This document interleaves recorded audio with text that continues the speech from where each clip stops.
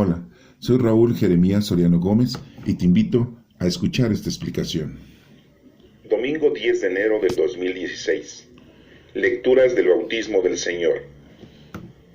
Año litúrgico C. Lectura del Evangelio según San Lucas, capítulo 3, del 15 al 16 y del 21 al 22. En aquel tiempo, el pueblo estaba en expectación y todos se preguntaban si no sería Juan el Mesías. Él tomó la palabra y dijo a todos: Yo os bautizo con agua, pero viene el que puede más que yo, y no merezco desatarle la correa de sus sandalias. Él los bautizará con Espíritu Santo y fuego. En un bautismo general, Jesús también se bautizó, y mientras oraba, se abrió el cielo, bajó el Espíritu Santo sobre él en forma de paloma, y vino una voz del cielo: Tú eres mi Hijo, el amado, el predilecto. Esta es palabra de Dios. Honor y gloria a ti, Señor Jesús. Primera lectura. Lectura del libro del profeta Isaías, capítulo 42, del 1 al 4 y del 6 al 7. Así dice el Señor: Mirad a mi siervo, a quien sostengo, mi elegido, a quien prefiero. Sobre él he puesto mi espíritu, para que trate derecho a las naciones. No gritará, no clamará, no voceará por las calles. La caña cascada no la quebrará. El pábilo vacilante no lo apagará. Promoverá fielmente el derecho. No vacilará ni se quebrará hasta implantar el derecho en la tierra, y sus leyes que esperan las islas. Yo, el Señor, te he llamado con justicia, te he cogido de la mano, te he formado y te he hecho alianza de un pueblo, luz de las naciones, para que abras los ojos de los ciegos, saques a los cautivos de la prisión y de la mazmorra a los que habitan en las tinieblas. Esta es palabra de Dios. Te alabamos, Señor. Segunda lectura. Del libro de los Hechos de los Apóstoles, capítulo 10, del 34 al 38. En aquellos días, Pedro tomó la palabra y dijo: Está claro que Dios no hace distinciones, acepta al que lo teme y practica la justicia, sea de la nación que sea. Envió su palabra a los israelitas, anunciando la paz que traería a Jesucristo, el Señor de todos. Conocéis lo que sucedió en el país de los judíos cuando Juan predicaba el bautismo, aunque la cosa empezó en Galilea. Me refiero a Jesús de Nazaret, ungido por Dios, con la fuerza del Espíritu Santo, que pasó haciendo el bien y curando a los oprimidos por el diablo, porque Dios estaba con él. Esta es palabra de Dios. Te alabamos, Señor. Este próximo domingo empezamos las lecturas de preparación para la acción salvífica de nuestro Señor Jesucristo. Empezamos ya con la fiesta o la conmemoración del bautismo del Señor. Esto es muy importante que ustedes lo tengan en mente, que lo estudien, ya que es preciso que se den cuenta que todo inicia desde el bautismo de nuestro Señor Jesucristo. A la edad de los 30 años, Jesucristo es bautizado. En la Iglesia Católica proclamamos esta acción como un sacramento. Decimos nosotros que el bautismo es el primer sacramento y tenemos 7 sacramentos. Este es el primero, el cual nosotros desarrollamos todo un suceso para así continuar llevando a cabo cada uno de los aspectos primordiales que conllevan al trabajo y la salvación, al trabajo nuestro y a nuestra salvación.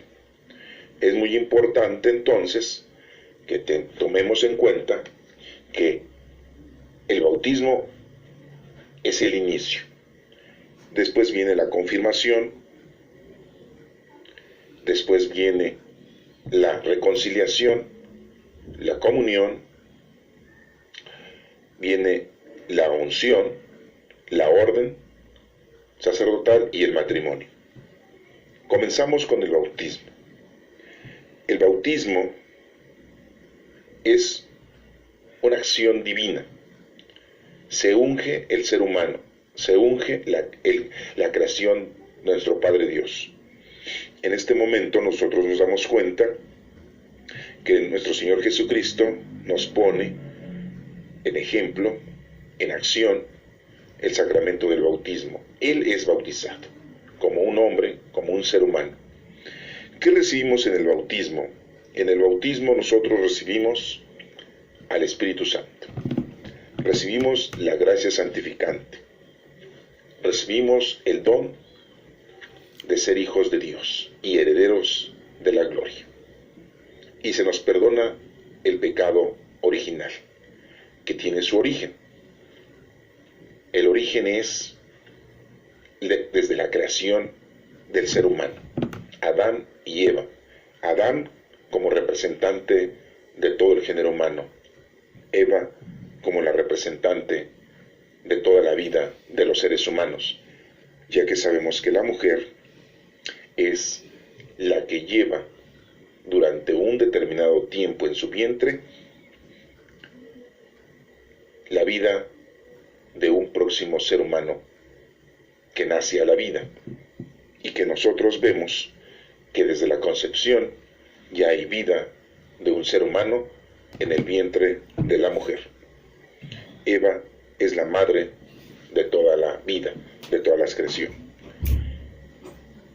El pecado original es cometido por los primeros hombres, les decimos los primeros padres.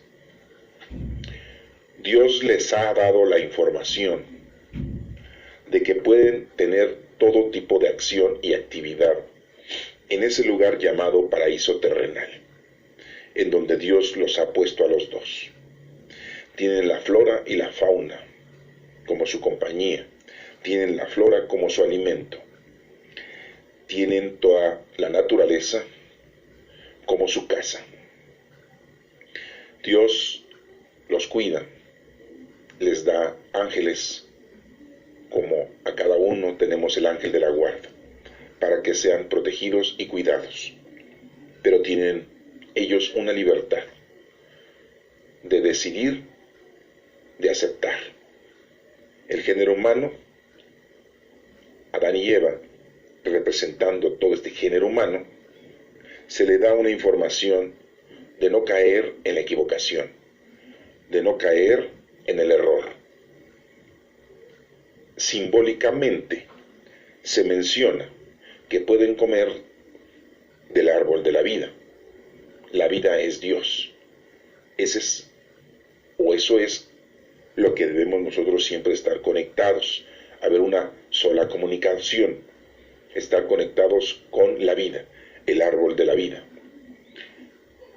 Y la información que Dios, el consejo que Dios les da al género humano, Adán y Eva, en este caso, la representación del género humano es que no deben de comer de la sabiduría, que no deben de comer del conocimiento mundano y terrenal, porque el día que ellos coman de la sabiduría, que ellos tengan el conocimiento terrenal, corporal, mundano, llegarán a morir.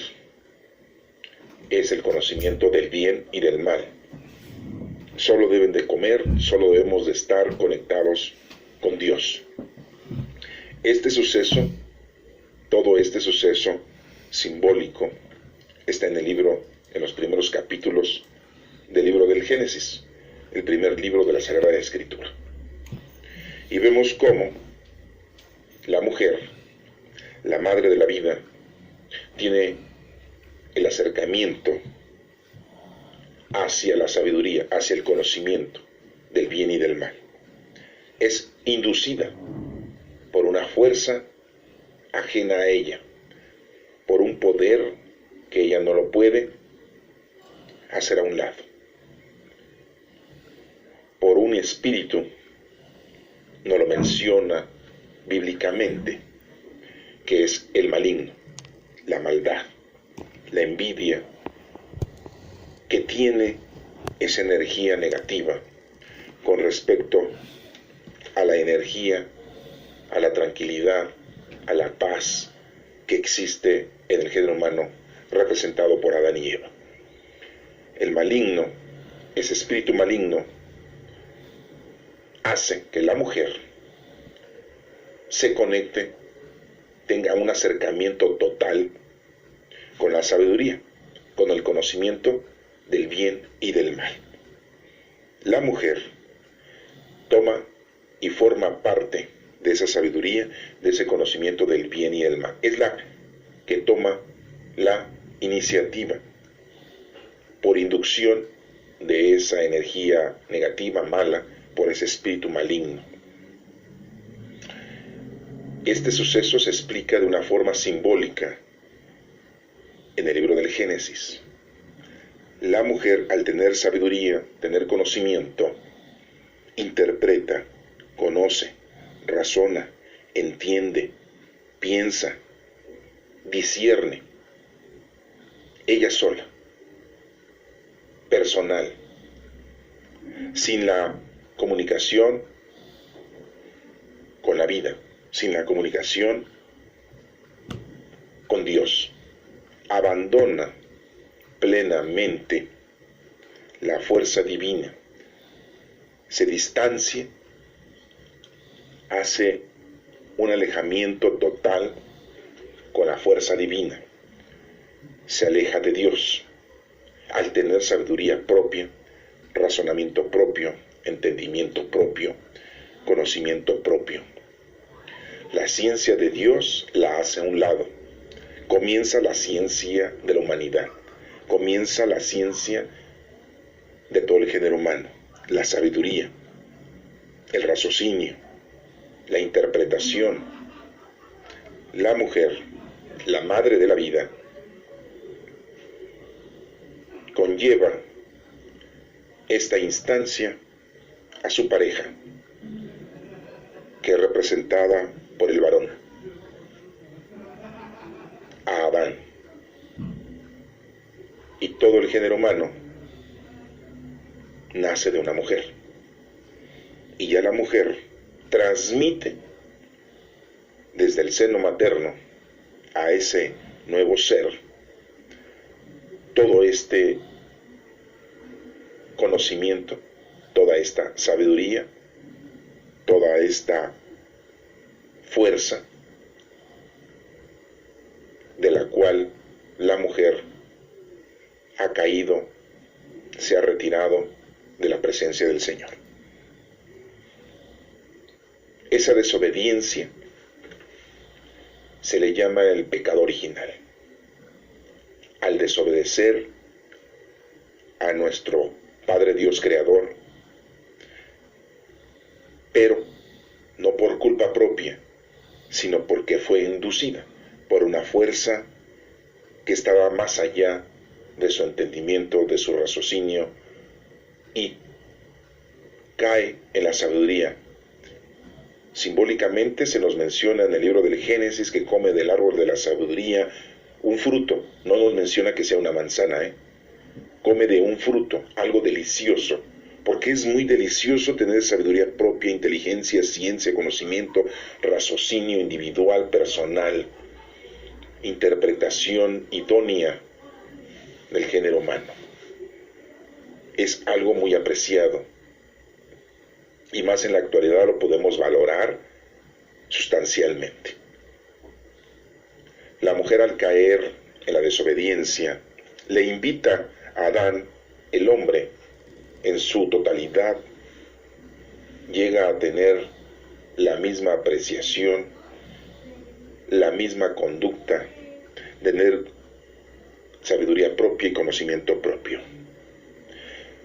En Génesis nos menciona que Dios le pregunta en primer orden a Adán y no a Eva. Le pregunta al hombre en su totalidad. El ser humano le dice que por qué se esconde de Dios, por qué te alejas de mí, por qué no te acercas a mí, por qué no hay una comunicación conmigo. El hombre refiere que la madre de la vida, que la mujer que da vida en su vientre, lo ha hecho caer en el conocimiento del bien y del mal.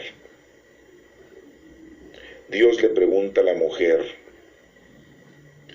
¿por qué has hecho que el hombre nazca, tenga desde su vientre ya ese conocimiento y sabiduría terrenal, mundana? Y la mujer dice y explica que la vida la ha marchitado, la ha alejado, ha sido engañada.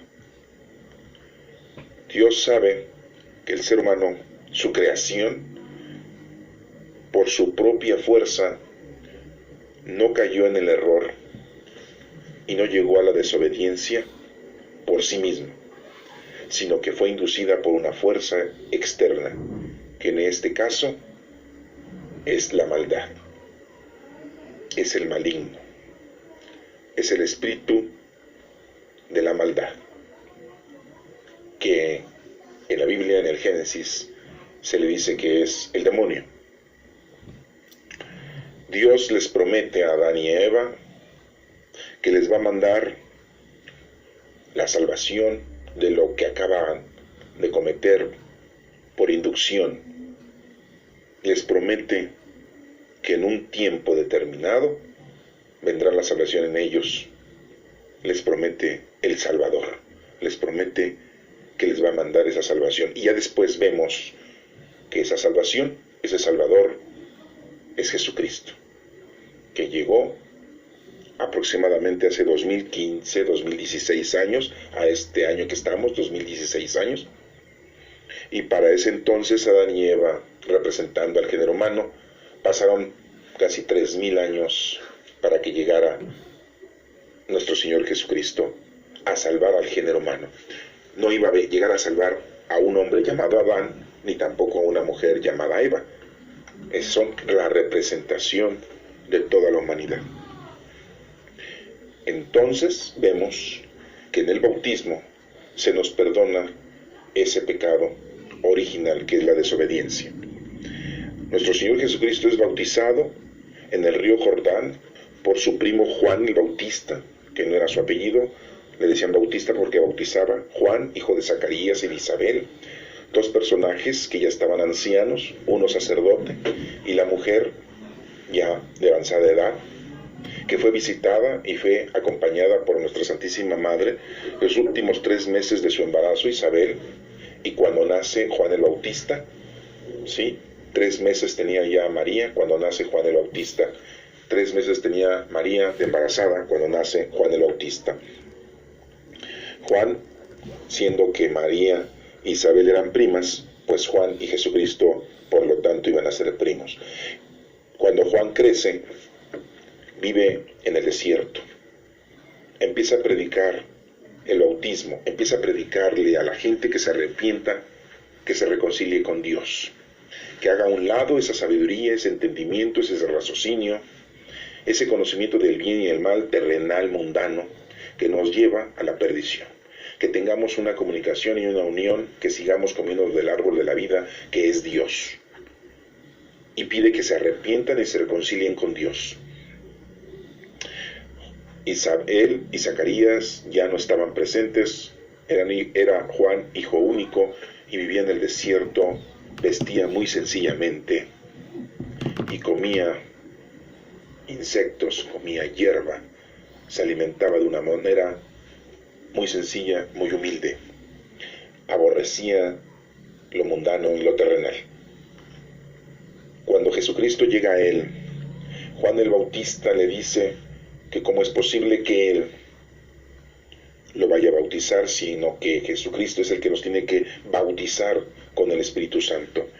Y Jesús le dice, esto es necesario que se haga, precisamente para que nosotros ahora tengamos presencia de ese sacramento que así le llamamos en la Iglesia Católica, de ese sacramento tan importante que es de iniciación, el bautismo. Y Juan bautiza a nuestro Señor Jesucristo. Tenemos 3 evangelios que nos hablan, 4 evangelios que nos hablan: Mateo, Marcos, Lucas y Juan, que nos hablan del bautismo del Señor, que Jesús es bautizado. Aquí vemos cómo, en el tercer año litúrgico, ciclo C, vemos a Lucas cómo nos menciona este suceso. Muy poco nos dice con respecto a este suceso. Recordemos que Lucas era un médico, recordemos que no fue discípulo de los 12 que estuvieron con Jesucristo. Es una personalidad que se dedicó a investigar, a estudiar, y con la inspiración del Espíritu Santo escribió el Evangelio y escribió el libro de los Hechos de los Apóstoles, y están íntegros dentro de la Sagrada Escritura, y los cuales tenemos aquí y los estamos pudiendo leer y estudiar y entender e interpretar. Lucas, un personaje que tenía pues bastante conocimiento de las cosas de nuestro Señor Jesucristo, porque se informó, estudió, era un condiscípulo de Pablo, conocía a Marcos y a varios personajes de los discípulos y de la gente de aquel entonces. Le apuntalaron y le explicaron los sucesos de nuestro Señor Jesucristo.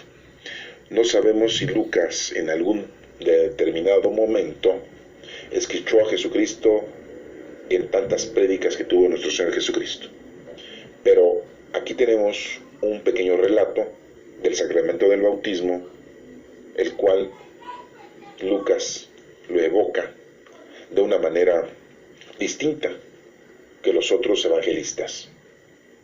Y vemos cómo nos menciona que en aquel entonces el pueblo estaba en expectación, y todos se preguntaban si no sería Juan el Mesías. La gente estaba equivocada. Viendo la actitud, el comportamiento de Juan, viniendo de un hijo de un sacerdote, en un determinado momento pensaron que Juan era el Salvador, era el enviado por nuestro Padre Dios, era el Hijo de Dios, era el Mesías. ¿Por qué? Porque veían su comportamiento humilde, sencillo, predicaba, se reconciliaba, ayudaba a los demás, era hijo único de 2 personajes que ya no estaban presentes. Y dice Juan, aquí en la lectura, que toma la palabra y les dice a todos: yo les bautizo con agua nada más, con agua. ¿Por qué con agua? Porque el agua es el símbolo de la purificación. En aquel entonces no existía el jabón para lavarse, ni el gel antibacterial, no existía el champú, no existía el alcohol, no existía algún medicamento para matar gérmenes. Todo se lavaba, se limpiaba con pura agua natural. No había purificadoras de agua. El agua la traían de los lagos y de los ríos, para beber y para bañarse y para lavarse. El agua era un símbolo de limpieza. Por eso los bautizaban con agua. A lo mejor en la actualidad les diría: pónganse gel antibacterial en la cabeza, en las manos, en la cara, como símbolo de limpieza, para que mates tus gérmenes. Pero un simbolismo del agua. El agua, se nos decía en un tiempo determinado, en nuestra época, que es lavadora, ¿verdad? Que es incolora, insabora, inolora. Y bueno, ya en la actualidad tenemos diferentes tipos de aguas. Ya cuando las purifican de una manera distinta. No todas las aguas son purificadas de la misma manera. Pero en aquel entonces era un símbolo el agua de limpieza. Y les decía: límpiense. ¿De qué? No de las bacterias, sino del pecado. Reconcíliense con el Señor. y la gente iba al río, se metía al río. Juan les echaba agua en símbolo de limpieza y la gente se arrepentía de sus pecados, de sus malas actitudes, de su soberbia, de todos sus malos pecados capitales que tenían, como la soberbia, la avaricia, la lujuria, la ira, la pereza, la gula. Y se arrepentían y Juan decía: arrepiéntete de tus pecados. Esa palabra la escuchamos cuando empieza la semana, 40 días antes de la Semana Santa, cuando tenemos el miércoles de ceniza y de una manera tradicional, por costumbre, vamos a la iglesia y nos ponemos una cruz de ceniza en la cabeza o en la frente y decimos: arrepiéntete de tus pecados, cree en el Evangelio. Nos decimos eso. Muchos de nosotros hacemos esa actitud. Los católicos vamos a la iglesia el miércoles de ceniza y nos ponemos esa ceniza. ¿Por qué ceniza? Porque polvo somos y en polvo nos vamos a convertir. Y decimos: arrepiéntete de tus pecados, lo mismo que Juan Bautista les decía a la gente. Y muy claramente les dice: yo les bautizo con agua, pero viene el que puede más que yo, que es Jesucristo.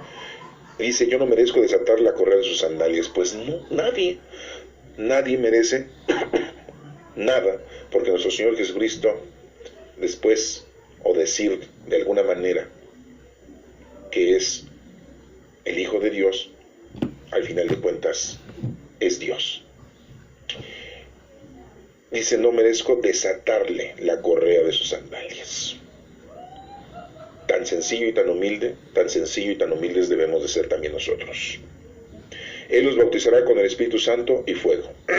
Y vemos cómo esto sí se sucede cuando nuestro Señor Jesucristo, después de 3 años de preparar a su gente, a preparar a los discípulos, la primera iglesia, 12 discípulos, incluyendo a Judas Iscariote, 12 discípulos, y muchos discípulos más, que bueno, era tanta gente que lo seguía. Durante 3 años les estuvo explicando la doctrina, cómo debían de comportarse y aprender y hacer las cosas correctamente, porque a pesar de que tenían tantos libros de los profetas, 12 libros de profetas menores y como 5 libros, 6 libros de profetas mayores, y tenían libros del Antiguo Testamento, aparte del Pentateuco, tenían varios libros: el libro de Josué, el libro de Samuel, el libro de las Crónicas, el libro de los Reyes, el libro de Ruth, el libro de Judith, de Esdras, de Nehemías. Tenían muchos libros en donde se explican detalladamente las leyes de nuestro Padre Dios, y que no se cumplían, las entendían mal. Jesucristo dura 3 años explicándoles, enseñándoles. Después, al cabo de estos 3 años, nuestro Señor Jesucristo muere el viernes, resucita en domingo, y pasan 50 días después de su resurrección, y el Espíritu Santo viene sobre toda la gente, principalmente sobre los discípulos. Ya no estaba Judas Iscariote, nada más estaban 11 discípulos, ¿sí? Porque Judas Iscariote se había tratado de ahorcar y murió por accidente. Se cayó de la rama y se accidentó. Se quiso ahorcar, pero no se pudo ahorcar, por su desesperación de haber hecho lo más difícil: haber llevado a Jesucristo ante el Sanedrín, pensando que iba a llegarse a un acuerdo entre el Sanedrín y Jesucristo, y siendo que le cambiaron la forma los del Sanedrín, y en vez de llegar a un acuerdo, en vez de platicar con nuestro Señor Jesucristo, lo aprenden como si fuera un reo, lo condenan y lo llevan ante Pilato para que lo mande a matar. Y ese suceso ustedes lo conocen, pero en estos próximos meses lo vamos a recordar. Y nuestro Señor Jesucristo, después del domingo de resurrección, pasan 40 días y sigue apareciendo a sus discípulos, pero después de los 40 días pasan 10 días más y les manda el Espíritu Santo. El Espíritu Santo, como nos dice aquí, y fuego. ¿Por qué? Porque caen, cuando están reunidos en una misma habitación los discípulos, el Espíritu Santo llega a todos y caen unas lenguas como de fuego encima de ellos. Así nos lo explica Lucas, así lo explicó Todos los discípulos lo explicaron y así sucedió. Y nos dice en la lectura, en un bautismo general Jesús también se bautizó, porque así quería nuestro Señor Jesucristo que se quedara como ejemplo, como forma para que todos lo hiciéramos. Todos nosotros debemos de estar ya bautizados. Quien no está bautizado debe de ser bautizado para que tenga ya la iniciación de su salvación. Dentro de la Iglesia Católica o no dentro de la Iglesia Católica, todos debemos de estar bautizados. Todos podemos bautizar, todos, dejándole caer agua natural a la personita, a la persona que no está bautizada, y diciendo: yo te bautizo en el nombre del Padre, del Hijo y del Espíritu Santo, con el nombre que ya hayan decidido o con el nombre que ustedes le quieran poner a esa persona que no está bautizada. Ya si lo hacen dentro de una iglesia, ya si lo hacen dentro de la Iglesia Católica o en un representante, un presbítero, un sacerdote, un pastor, bueno, ya es una forma más firme, pero todos podemos bautizar. Si una persona, una mamá o el papá, desde el momento en que tiene el embarazo la señora, el bebé tiene unos meses en el vientre de la madre, y ustedes por deseo ya lo bautizan, también es un bautizo de deseo y ya queda bautizado ese bebé. Y cuando nace, pues lo pueden bautizar sacramentalmente o dejarle caer agua en su cabeza. Es un bautismo de deseo. Entonces ese niño ya también está bautizado, o esa niña. Jesús también se bautizó, y mientras oraba, Jesucristo estaba haciendo oración. Jesucristo no se estaba arrepintiendo de sus pecados, porque nuestro Señor Jesucristo no se equivocó, no tuvo pecados, pero Él estaba orando. No nos dice qué tipo de oración, pero les apuesto que no estaba rezando el rosario, ni tampoco la oración de Judas Tadeo, ni la oración de San Charbel, ni la oración del Sagrado Corazón de María. No. Posiblemente la oración que estaba rezando, siendo judío él, era la proclamación de uno de los 150 salmos que tenemos, alguna aclamación y alabanza. No nos dice aquí, pero posiblemente era eso. En ese momento se abrió el cielo. El abrirse el cielo es lo que había una puerta en el cielo, ¿no? Es una forma de decir que del cielo, ¿sí?, bajó el Espíritu Santo sobre él en forma de paloma, porque nos dicen los evangelios que una paloma estaba volando, sobrevolando por la cabeza de nuestro Señor Jesucristo. Una paloma, un animal muy representativo dentro de la fauna de nuestro Padre Dios. Recordemos o leamos la época en el Génesis también, en la época de Noé, cuando pasó el diluvio y cuando el arca estuvo flotando y cuando se secó la tierra y se atrancó la arca, Noé abrió una ventana en el arca y soltó en una de tantas aves, soltó una paloma. Y la paloma regresó en su pico con una rama. Eso quería decir que la tierra estaba seca.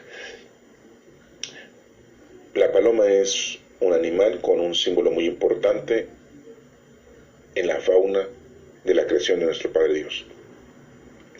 Y esta paloma estaba volando por encima de nuestro Señor Jesucristo. Es por eso que decimos nosotros, o le damos esa apariencia, ese simbolismo de que el Espíritu Santo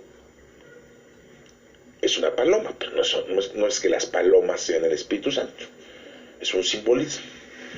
Volaba por ahí esa paloma encima de la cabeza de nuestro Señor Jesucristo.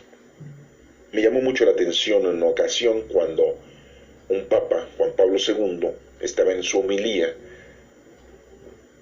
ahí en el Vaticano,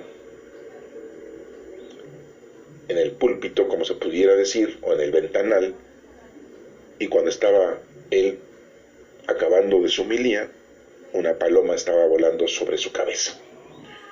Es un símbolo de que el Espíritu Santo se hace presente, ¿no? Bueno, y aquí nos menciona que vino una voz del cielo: tú eres mi hijo, el amado, el predilecto.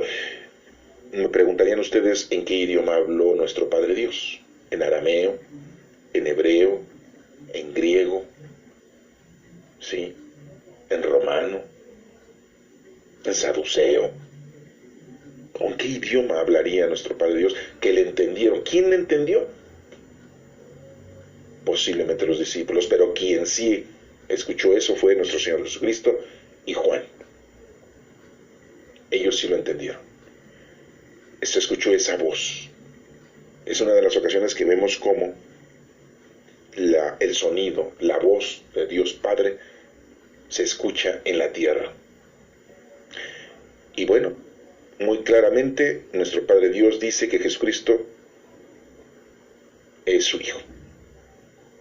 Es el amado y el predilecto. Los judíos debieron haber tenido información y no aceptar a nuestro Señor Jesucristo como lo que se está mencionando aquí. En la actualidad, los judíos no aceptan a Jesucristo como el Hijo de Dios. Para ellos sigue siendo eso una blasfemia. Entonces vimos cómo en este Evangelio de Lucas se nos está explicando cómo se suscitó el bautismo y cómo nosotros, desde los bautizados, tenemos el primer sacramento de iniciación para llevar a cabo nuestra salvación. Y tenemos que cumplir nosotros 6 sacramentos dentro de la Iglesia Católica. En otras iglesias, bueno, pues es diferente. Lo importante es el primer sacramento o la primera acción, que es el bautismo, para que tú tengas al Espíritu Santo y el Espíritu Santo te guíe, te llene de sus dones y te pongas a hacer las obras de caridad espirituales y corporales. Pasemos a la primera lectura del profeta Isaías, capítulo 42, del 1 al 4 y del 6 al 7. Y nos vamos a dar cuenta cómo ya todo esto estaba profetizado, lo que acabamos de leer en el Evangelio de Lucas, y que también está escrito en el Evangelio de Mateo y Marcos y Juan.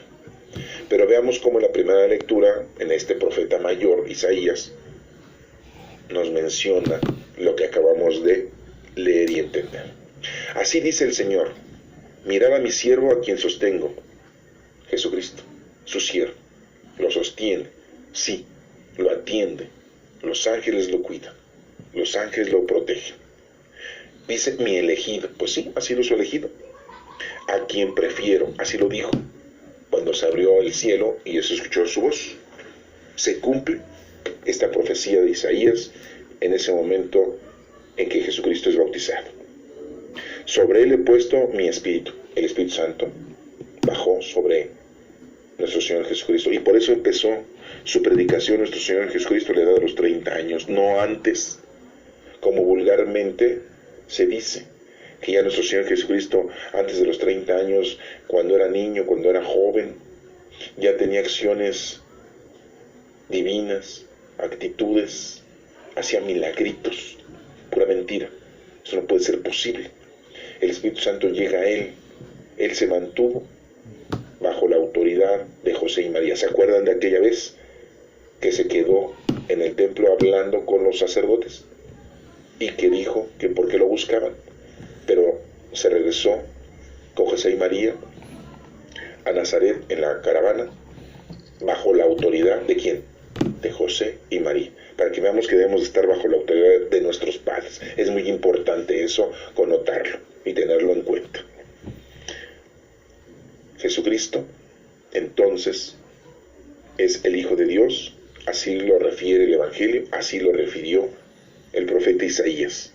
Sobre él he puesto mi espíritu, para que traiga el derecho a las naciones. Y sí, Jesucristo dejó una doctrina durante 3 años, le explicó. No gritará.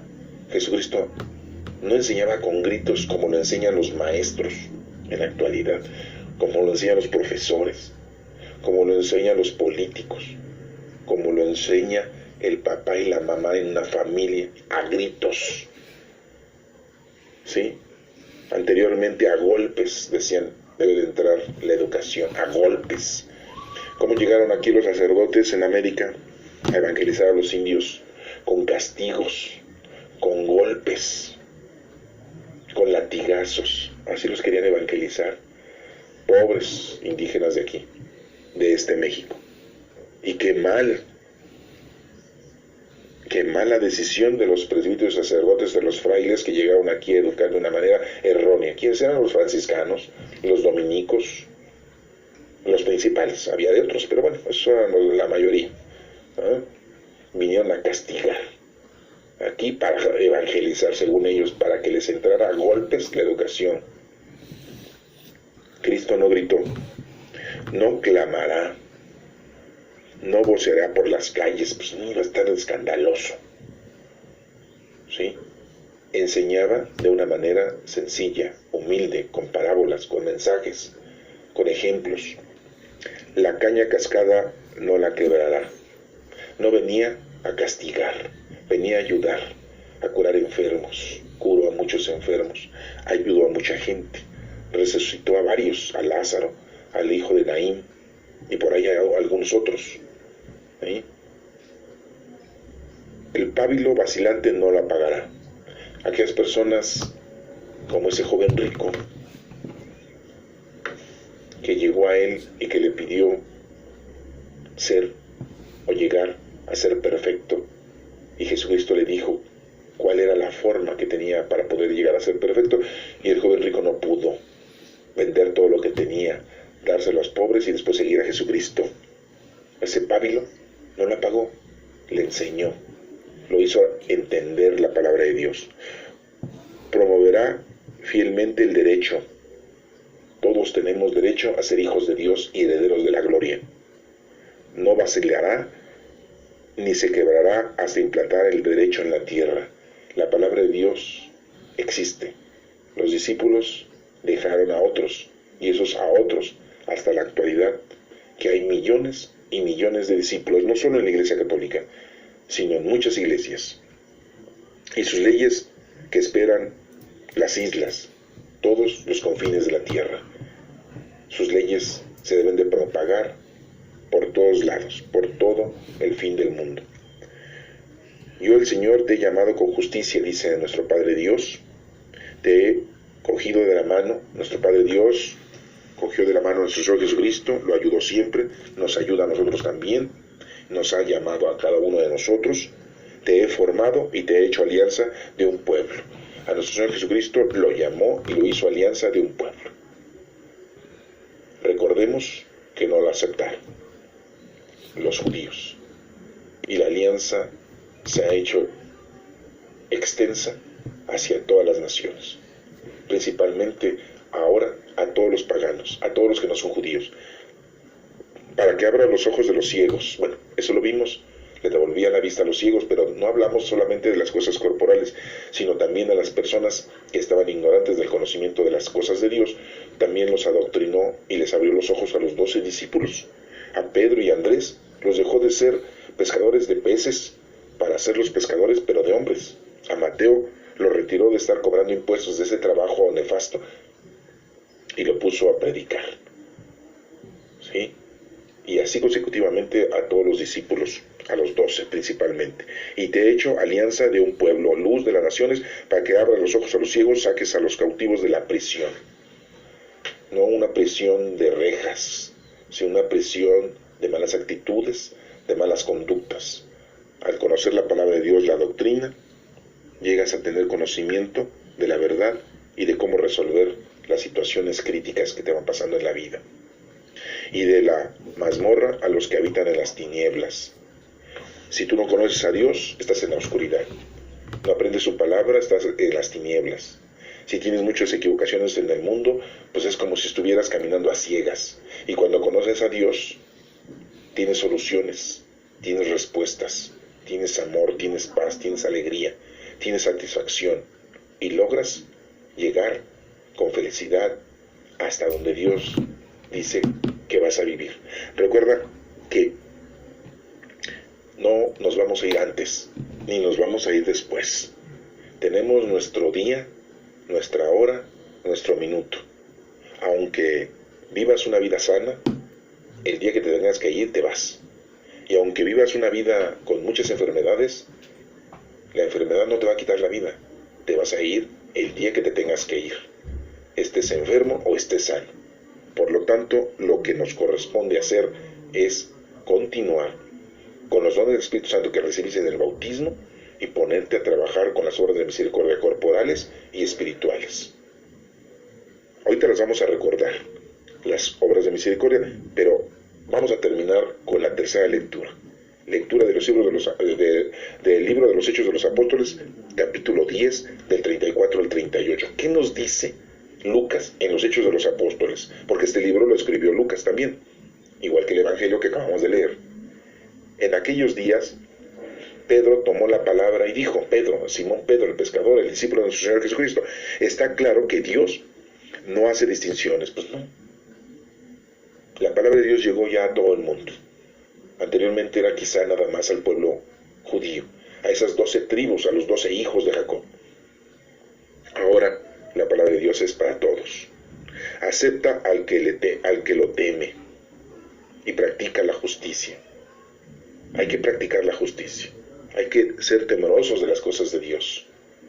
El ser temeroso es no tener miedo, no es eso. Es ponerle atención, tomarlo en serio. Envió su palabra a los israelitas, sí, a ellos se los envió, anunciándoles la paz que traería Jesucristo, el Señor de todos. Empezó allí. ¿Se acuerdan que Jesús entró al templo y leyó una parte de un libro de los profetas mayores? Y dijo, hoy se ha cumplido esta escritura, y se enojaron.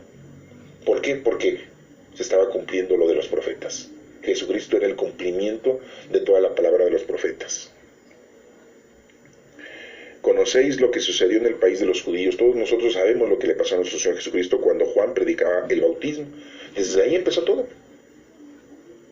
Porque no nos platica la Sagrada Escritura cuántas mesas, cuántas sillas, cuántas ruedas, cuántas puertas hizo nuestro Señor Jesucristo de madera. No nos mencionan nada de eso porque no era tan importante. Estuvo viviendo bajo la autoridad de José y María hasta los 30 años y después ya no estaba José, nada más existía María, ya José había fallecido. No tenemos nota de cuándo fue eso, ni dónde está enterrado, ni dónde están sus restos, al igual que María, Pero bueno, eso no es un punto ahorita a aclarar. Pero vemos como nuestro Señor Jesucristo antes de los 30 años no tenemos ninguna información de lo que estuvo haciendo, porque su vida pública empezó a los 30 años. En el bautismo con Juan, como dice esta lectura de los Hechos de los Apóstoles. Cuando Juan predicaba el bautismo, aunque la cosa empezó en Galilea, en Nazaret. Me refiero a Jesús de Nazaret, ahí, ungido por Dios con la fuerza del Espíritu Santo. El Espíritu Santo lo llenó de fuerza a nuestro Señor Jesucristo para que empezara su trabajo durante 3 años. Tú tienes el Espíritu Santo desde que eres pequeño, porque fuiste bautizado, los que ya estamos bautizados desde pequeños, y entonces desde pequeños debemos de haber empezado ya nuestro trabajo. Jesucristo empezó su trabajo a los 30 años cuando recibió el Espíritu Santo. Entonces nosotros, ¿cuántos años tenemos? Son los años que llevas tú en la vida con el Espíritu Santo. ¿Y qué has hecho? ¿Mucho? Bueno, poco, apúrate. Nada, pues ya empieza. Aunque la cosa empezó en Galilea, dice, me refiero a Jesús de Nazaret, ungido por Dios con la fuerza del Espíritu Santo, que pasó haciendo el bien y curando a los oprimidos por el diablo. Nuestro Señor Jesucristo hizo el bien curando enfermos no solamente físicamente, sino también espiritualmente. Y a todos aquellos que estaban oprimidos por el diablo, dice. O sea, que estaban acosados, que estaban, pues de alguna manera siendo violentados por las situaciones malignas. Porque Dios estaba con él. El Espíritu Santo, Dios está con nosotros. Entonces ya no hay cabida de un espíritu maligno que habite en tu cuerpo, en tu corazón, porque ya el Espíritu Santo habita en ti. Si estás bautizado, si ya recibiste al Espíritu Santo. Entonces es muy importante que tú lo tengas eso en conocimiento. Los Hechos de los Apóstoles, Lucas nos dice que Pedro dice esto y que nos anuncia que está muy claro no hace distinción de personas, y el Espíritu Santo es la fuerza que tenemos cada uno de nosotros. El Salmo responsorial dice: el Señor bendice a su pueblo con la paz. ¿Sí? Hijos de Dios, aclamar al Señor, aclamar la gloria del nombre del Señor, postraos ante el Señor en el atrio sagrado. La voz del Señor sobre las aguas, el Señor sobre las aguas torrenciales. La voz del Señor es potente, la voz del Señor es magnífica. El Dios de la gloria ha tronado. En su templo un grito unánime: gloria. El Señor se sienta por encima del aguacero. El Señor se sienta como Rey eterno. Salmo número 28. El Señor bendice a su pueblo con la paz. Nos bendice el Señor siempre, nos da esa paz, esa felicidad, cuando lo alcanzamos a conocer.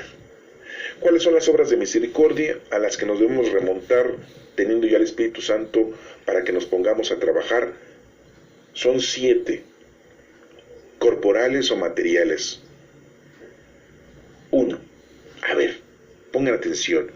Visitar y cuidar a los enfermos. O sea, hay que ayudar a los enfermos.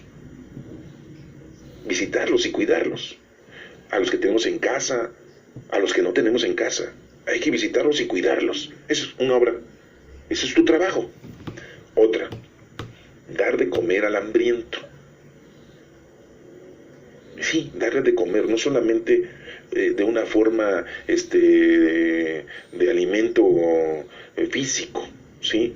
Le puedes dar de comer al hambriento cuando necesita las cosas de Dios, enseñarle. Dar de beber al sediento, no solamente darle de beber al que no tiene que beber, ¿sí?